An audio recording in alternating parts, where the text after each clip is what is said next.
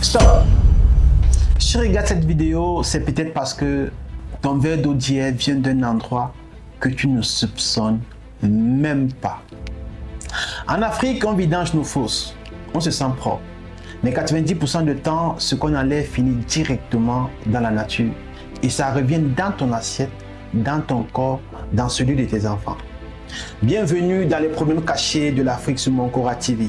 Mais dis-moi, après la vidange, ça va où? Imagine, ta fosse est pleine, tu payes 150 000, le gars arrive, aspire tout et disparaît. Tu es content? Problème réglé? Non. Faux. La vraie question que personne ne pose, où ce camion va-t-il déverser tout ça ce soir? Dans une rivière? Dans un marécage près de chez toi? Dans un terrain qui finit en champ de maïs? Chaque jour en Afrique, Douala, Yaoundé, Lagos, Kinshasa, Abidjan, bien d'autres, des milliers de fosses sont vidangées. Un mélange explosif, extrêmement bactériens, parasites, produits chimiques, des eaux toxiques. Normalement, direction une station d'épuration. Mais la vérité est simple. Dans beaucoup de villes, il n'y a pas de station qui fonctionne ou elles sont saturées. Résultat, les camions déversent illégalement pour économiser du temps et de l'argent.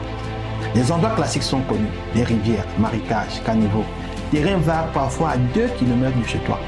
Et pourtant, l'eau ne disparaît pas, elle circule, elle s'infiltre, elle pollue les nappes phréatiques et ces nappes alimentent tes forages, tes puits, les rivières où on lave le linge, où les enfants jouent, où on pêche. Autrement dit, ce que ton voisin a vidangé hier peut finir dans ton verre d'eau demain. L'exemple concret à Douala. Les études montrent que plus de 80% des eaux de surface et des puits sont contaminés par des rejets non traités. Et ça cause directement des épidémies récurrentes. Le résultat est simple. Le choléra qui revient toujours en force, la typhoïde, les diarrhées mortelles chez les enfants, les parasites qui affaiblissent des générations.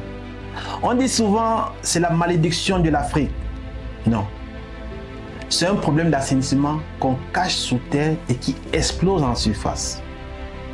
Imagine ton enfant boit cette eau sans le savoir. Ce n'est pas une fatalité, mais c'est évitable. Il faut noter ceci. La fosse septique ne fait pas disparaître les déchets. Elle les stocke et la vidange, elle déplace le problème souvent chez le plus faible. La vraie question n'est plus « as-tu vidangé ?» mais que deviennent ces déchets? Pose cette question aujourd'hui à qui de droit? Je vais terminer en disant la prochaine fois que tu vas voir un camion de vidange, suis-le des yeux et pose-toi la question. Après la vidange, ça va où?